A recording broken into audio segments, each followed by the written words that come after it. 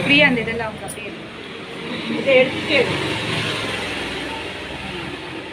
ಅಭಿ ಅವ್ನು ನೋಡುತ್ತೆ ಇಲ್ಲ ಪ್ಯಾಕ್ మంచి హెల్దీ